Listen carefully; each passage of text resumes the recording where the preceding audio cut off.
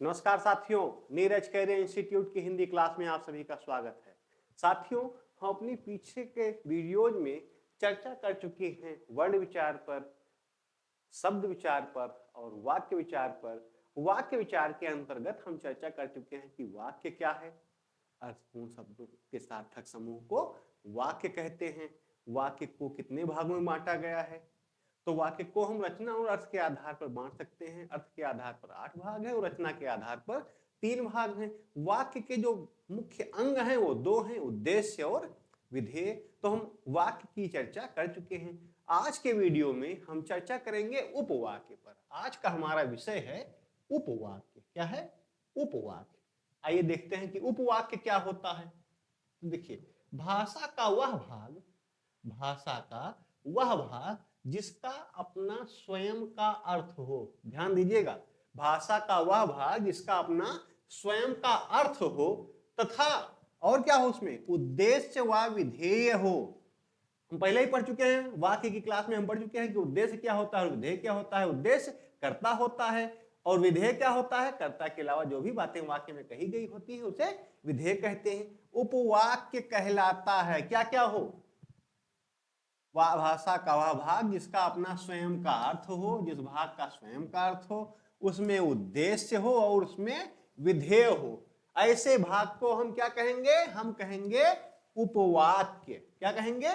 उपवाक्य। भाषा का वह भाग जिसका स्वयं का अर्थ होता हो तथा जिसमें उद्देश्य व विधेय हो, उपवाक्य कहलाता है। अर्थात जिन क्रियापदों से, देख लीजिए फिर और स्पष्ट किया जा रहा है, जिन क्रियापदों से आंशिक भाव व्यक्त होता है। जिन क्रियापदों से आंशिक भाव व्यक्त होता है, पूर्ण भाव नहीं। कौन सा भाव व्यक्त हो रहा है? आंशिक भाव। कौन सा? आंशिक भाव व्यक्त होता है, उन्हें उपवाक्य कहा जाता है। उन्हें उपवाक्य कहा जाता है।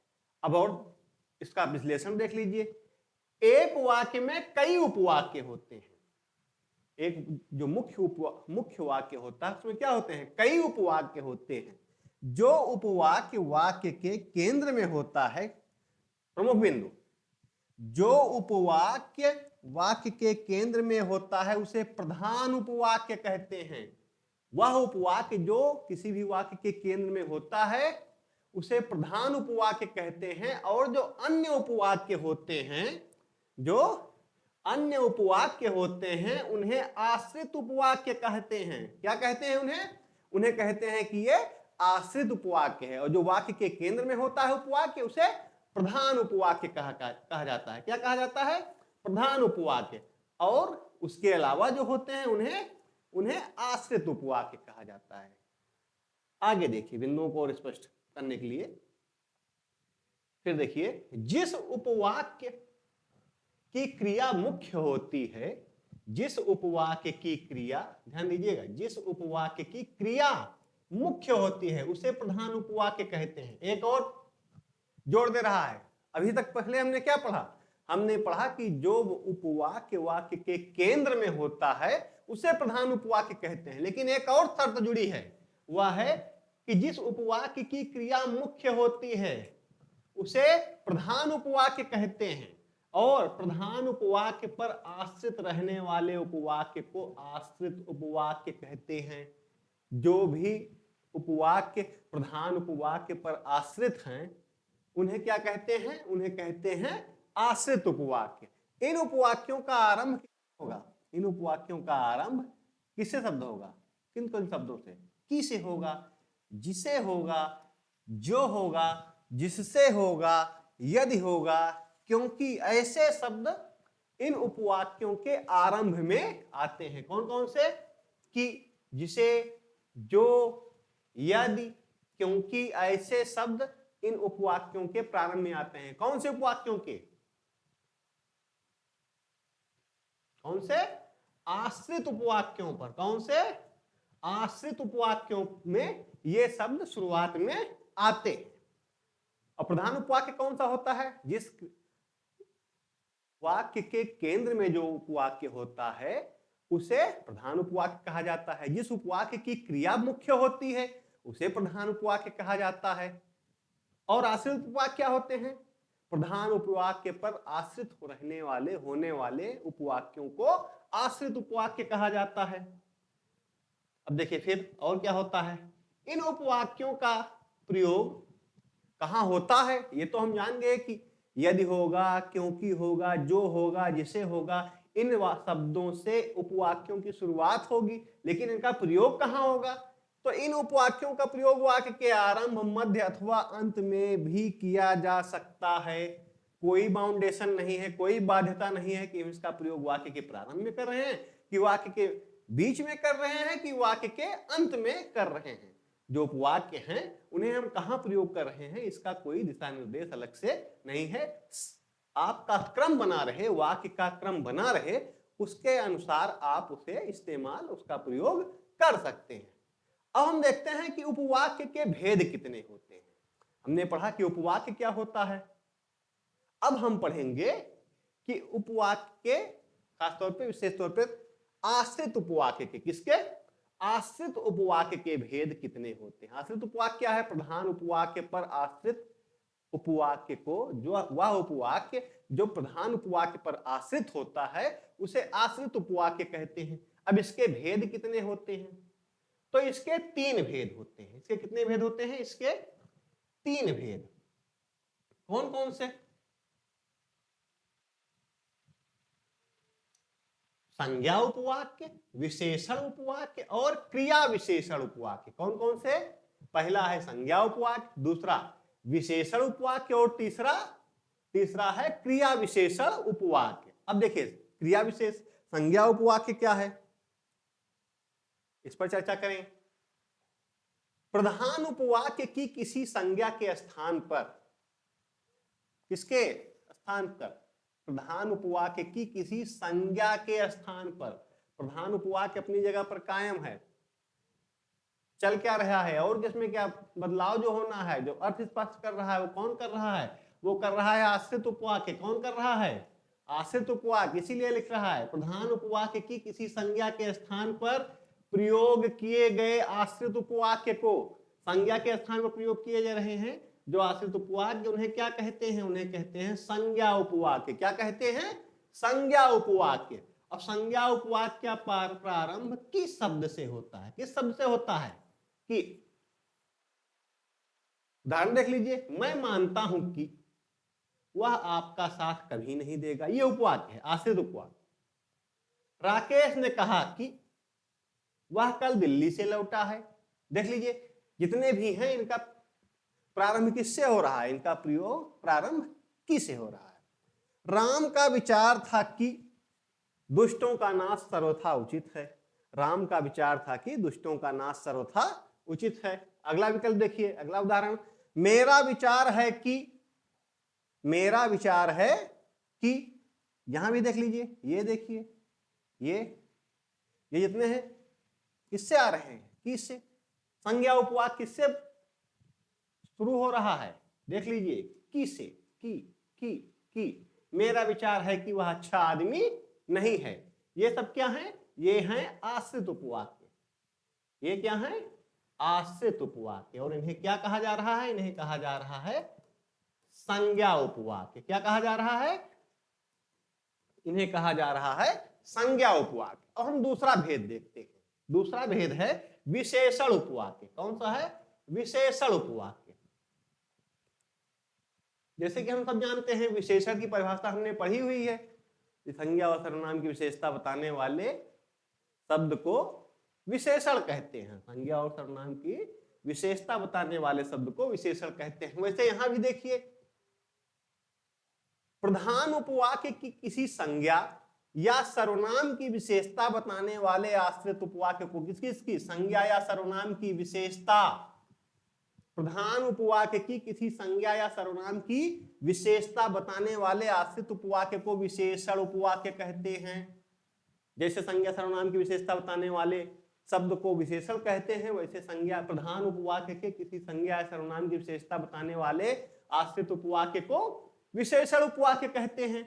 अब इनका प्रारंभ कैसे होता है, विशेषण उपवाक्य का कारण जो या इसके किसी रूप, जैसे, जिसे, जिसको, जिसने, जिनको, जिन्हें आदि शब्द से होता है। क्या होता है? इनका प्रारंभ किससे होता है? इनका आरंभ किससे होगा? इनका आरंभ होगा जो, या जो से जो शब्द बने हुए हैं। जैसे कौन कौन से? जिसे, जिसको, जिसने, जिनको, जिन्हें आदि जो शब्द हैं इनसे आरंभ होता है। जैसे देखिए उदाहरण से स्पष्ट हो जाएगा अभी। ये देखिए, उस लड़के को बुलाओ जो कल यहां आया था। उस लड़के को बुलाओ जो कल यहां आया था। ये क्या है? ये है विशेषण उपवाक्य। कौन सा है? विशेषण उपवाक्य का आरंभ इसी शब्द से हो रहा है, का आरंभिक शब्द जो। और ये क्या है? ये है विशेषण उपवाक्य।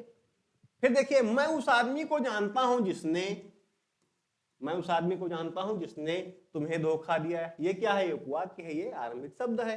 तीसरा देखिए, जो आदमी वहां खड़ा है। देखिए शुरुआत में भी आ गया, पहले ही कहा गया है कि वाक्य के आरंभ में, मध्य में, अंत में कहीं भी इसका प्रयोग किया जा सकता है, ऐसी कोई बाध्यता नहीं है। तो क्या कह रहा है? जो आदमी वहां खड़ा है मेरा दोस्त है।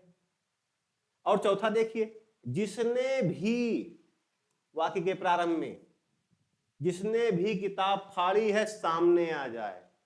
जिसने भी किताब फाड़ी है वो क्या करे? सामने आ जाए। तो ये कौन कौन शब्द? जो, जिसने, जो, जिसने, जो भी हैं, जिन्हें, जिन्हें भी कल की छुट्टी चाहिए मेरे पास आए। तो जिन्हें यहां क्या हुआ? जिन्हें हुआ विशेषण उपवाक्य। कौन सा उपवाक्य? विशेषण उपवाक्य। ये जो शब्द हैं ये है विशेषण उपवाक्य के प्रारंभिक शब्द। और ये विशेषण उपवाक्य है, ये विशेषण उपवाक्य है, ये विशेषण उपवाक्य है। जो बोल्ड से लिखे गए हैं ये सब क्या है? ये सब विशेषण उपवाक्य है। और ये जो है इधर वाला हिस्सा ये है प्रधान उपवाक्य। अब हम तीसरा देखते हैं, क्रिया विशेषण उपवाक्य। हम चर्चा कर चुके हैं अब तक संज्ञा उपवाक्य पर और विशेषण उपवाक्य पर। अब हम चर्चा करेंगे क्रिया विशेषण उपवाक्य पर। क्रिया विशेषण उपवाक्य। अब देखिए क्रिया विशेषण उपवाक्य क्या है? प्रधान उपवाक्य की विशेषता बताने वाले, प्रधान उपवाक्य की विशेषता बताने वाले उपवाक्य को क्रिया विशेषण उपवाक्य कहते हैं। अभी ऐसे क्यों लिख दिया गया सीधे सीधे कि प्रधान उपवाक्य की विशेषता बताने वाले उपवाक्य को क्रिया विशेषण उपवाक्य कहते हैं? इसमें तो कहीं क्रिया की बात ही नहीं की प्रधान उपवाक्य में। ऐसे हम क्रिया विशेषण में क्या पढ़ते हैं कि क्रिया की विशेषता बताने वाले शब्द को क्रिया विशेषण कहते हैं। वैसे यहां भी होना चाहिए था कि प्रधान उपवाक्य की क्रिया की विशेषता बताने वाले उपवाक्य को क्रिया विशेषण कहते हैं। लेकिन यहां सीधे सीधे कह रहा है कि प्रधान उपवाक्य की विशेषता बताने वाले उपवाक्य को क्रिया विशेषण कहते हैं। ऐसा इसलिए कहते, क्रिया विशेषण उपवाक्य कहते हैं, ऐसा इसलिए कह रहा है क्योंकि हमने अभी अध्ययन किया उसका, इस बिंदु का अध्ययन किया कि जिस उपवाक्य की क्रिया मुख्य होती है उसे ही प्रधान उपवाक्य कहते हैं। प्रधान उपवाक्य क्या होगी? क्रिया मुख्य होगी, क्रिया मुख्य होगी। आ गई बात? अब जिस उपवाक्य की क्रिया मुख्य होगी वो प्रधान उपवाक्य होगा, और उस क्रिया की जो विशेषता बताएगा उसे क्रिया विशेषण उपवाक्य कहेंगे। उसे क्या कहेंगे? आ गया ना क्रिया विशेषण सब कि क्रिया यहां आ गई ना कि प्रधान उपवाक्य कहते हैं जिसकी क्रिया मुख्य होती है, और क्रिया की विशेषता बताने वाले उपवाक्य को क्रिया विशेषण उपवाक्य कहते हैं। अब देखिए इसमें इसका प्रारंभ कहां से होगा? क्योंकि, अगर, यदि, यद्यपि, जब, जहां, तब आदि शब्द से इनकी शुरुआत होती है।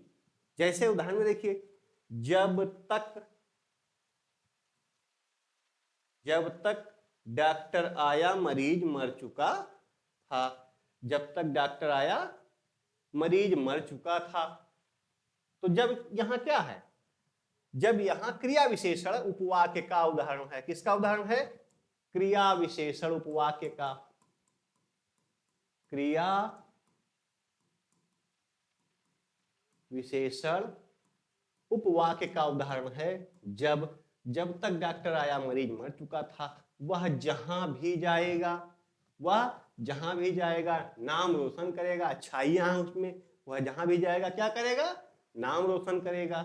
अगर मेहनत करोगे, शर्त है, अगर मेहनत करोगे तो सफलता जरूर मिलेगी, अगर मेहनत करोगे तो पास जरूर हो जाओगे, अगर मेहनत करोगे तो नौकरी जरूर मिलेगी, अगर मेहनत करोगे तो सफलता जरूर मिलेगी।